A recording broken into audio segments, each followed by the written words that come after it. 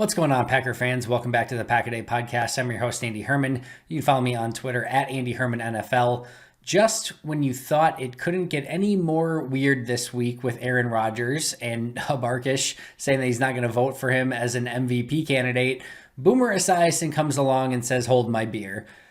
What's next? I mean, what an insane, crazy character arc over the last year for Aaron Rodgers, from losing in the NFC Championship game to, is he going to come back, to the whole offseason saga, to immunized, to showing his toe, to the comments on Pat McAfee, to the Habarkish stuff, to now apparently, per Boomer Esiason, which is complete BS, and Aaron Rodgers said as much, and Jordan Love said as much, but apparently, per Boomer Esiason, Aaron Rodgers is going to boycott the Super Bowl if they get there, to make a statement on COVID protocols to Roger Goodell and force Roger Goodell to change his mind and update protocols. All of this is just so beyond the level of absurd that, as any self-respecting person that goes on the air in any capacity via podcast, YouTube video, radio show, TV show, whatever the case may be, like, you have to put this through, like, you might have a source, right? You might have two sources, but you have to put it through the BS test. And if it smells like crap, it's probably crap. And this smells like crap from the word, boycott. Like, how much more do you need to even, like, did you even read what you were saying or, like, thinking of saying? And I know, like, he handed the phone to the other person and they read it or whatever, but, like, then they confirmed it's, like, from a solid source. And one of my biggest problems with this, and of course, as most of you will know by now, Rodgers completely refuted this via tweet in a very hilarious manner. And then Jordan Love and Kirk Benkert, and they all got in on the fun, and it was fantastic. And Clay Matthews had a, all of it. It was ridiculously fun. And kudos to Aaron Rodgers and the rest of the group for having fun with such a ridiculous and stupid story. But one of my biggest problems with this is, listen, I don't want to get into the whole fake news narrative, right? There's enough of that. And I fully understand that there are, those within the news media, etc., that are posting things specifically to get clicks. I know that there's forms of media that are specifically lying and not being truthful about the news that they're reporting. However, I also know that the vast majority of people in the media are good people trying to make an honest living and doing the best job that they can to deliver news and information and stories in a smart and intellectual and honest manner. And it's crap like this that just gives all of it such a bad name. And yeah, people are going to be, discussing the legitimacy of news and talking about fake news. If you go on the air and talk about something so ridiculous that Aaron Rodgers would boycott the Super Bowl, and I get, yes, Aaron Rodgers is a complicated fella and he is a complex individual. There are no two ways about that. And I'd almost go as far to say that nothing would surprise me at this point. However, maybe the biggest thing that would surprise me is Aaron Rodgers specifically screwing over his teammates in any capacity or giving up on an opportunity to win another Super Bowl when his legacy is so incredibly important to him. And maybe Aaron Rodgers has reached this Zen place where, Super Bowls and whatever else don't matter to him, and he wants to be a bastion of good in the world and go for things that are a greater good. Maybe you could believe something like that.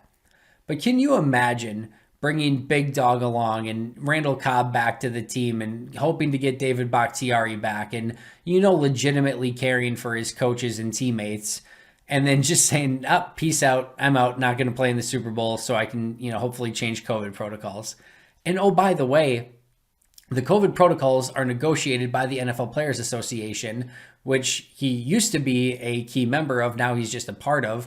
So it doesn't even make sense that he could force Goodell. Like, the whole thing just doesn't pass the smell test. And Boomer Esiason and the entire crew that went on that weird, bizarre tirade about this entire thing, just that you have to know that. You have to be smarter than it.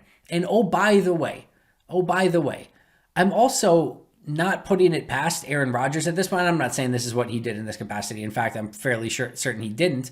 But I wouldn't put it past Aaron Rodgers to leak BS stuff just to see what gets out at this point, to mess with people. Like, that is totally, I feel like, within the realm of possibility of something he would do. So even if you have a source within Aaron Rodgers' inner circle, like, take it with a grain of salt, because it could easily be something that he's leaking on purpose just to see what will happen. Like, that totally could be something that he would do.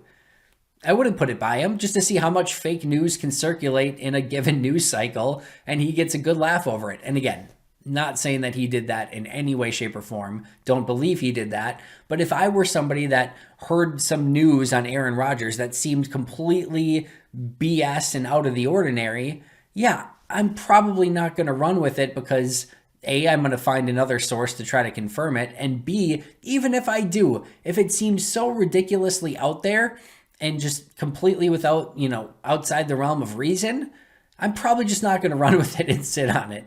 Like, and again, let's just play devil's advocate again. And let's say Rodgers did say something like this to people within his inner circle, and his inner circle leaked it to whoever Boomer Esiason's sources are, right? Let's just say that legitimately happened. What's your upside on reporting something like that at this point? What do you think Aaron Rodgers is going to say? Do you think he's going to be like, yep, I totally plan on that, not going to play in the Super Bowl, going to sit out unless I see some serious change? Of course he's going to deny it, and you're going to look like the idiot anyway. And yeah, I'm playing devil's advocate there. So there's no upside there. It's easily something that you should be able to recognize fairly quickly is not legitimate. And then two, like, maybe just put a pause on it before you go. Maybe try to get a couple more sources on it. And then even if you get that, maybe consider if you should actually run with it in any way, shape, or form.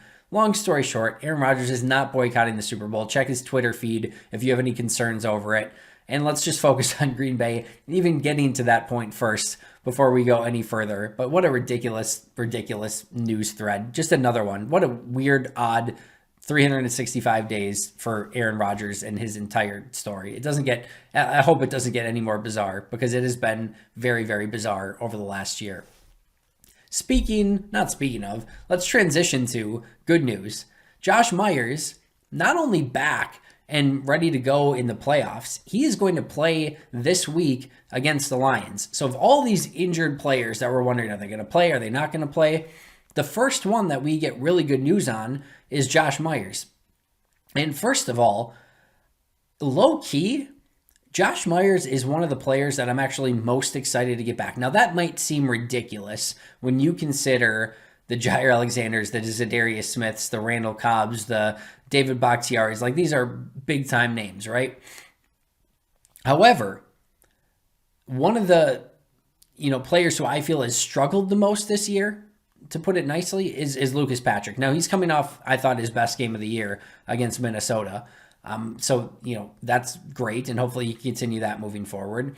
But I really felt like Lucas Patrick has been one of the liabilities, specifically in run blocking this season. I think he's, for the most part, held up pretty well in pass pro, but run blocking, I should say, held up okay enough in pass pro, but run blocking's really been an issue. And he just can't get movement. He's just undersized. He doesn't have great strength, and he just really struggles to out-leverage and out-muscle defenders, especially bigger, quicker, stronger, anything defenders. He's a work hard, try hard. I respect the heck out of Lucas Patrick. Always the first guy at practice, at least more often than not. Really think that he is a valuable depth piece for any offensive line. Really respect what he's done to try to solidify this offensive line. In no way, shape, or form is this talking bad about Lucas Patrick. You need guys like Lucas Patrick on your roster, and he's done, filled in admirably. However, I would put Josh Meyers and his abilities well ahead of Lucas Patrick at this point as an overall center, even though he's a rookie. Now, Matt LaFleur mentioned that they're going to play Meyers this weekend and then see come playoff time who will start at center, whether it be Meyers or Patrick.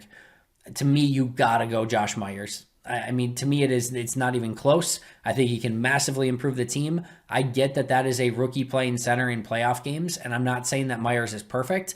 I have him with a slight negative grade on the season so far, but a significant step ahead of where Lucas Patrick has played at that same position. So, To me, it is a no-brainer. To me, I am incredibly excited about Josh Meyers coming back. I'm hoping that he can work some of the rust off against Detroit and be good to go in the divisional round. And I think this is a much bigger return than a lot of people are giving credit to. And it's honestly one of the players that I think is maybe most important as they hopefully solidify that offensive line going into a playoff push against some really good defensive fronts coming up in the playoffs, regardless of almost who they face. So I think that's a big return for Green Bay. And I was asked the question on Twitter, I forget who DM'd me, but somebody DM'd me and said, like, would you consider playing absolutely, or would you consider playing Meyers? And like, absolutely. I have no concern that he's a rookie playing a playoff game.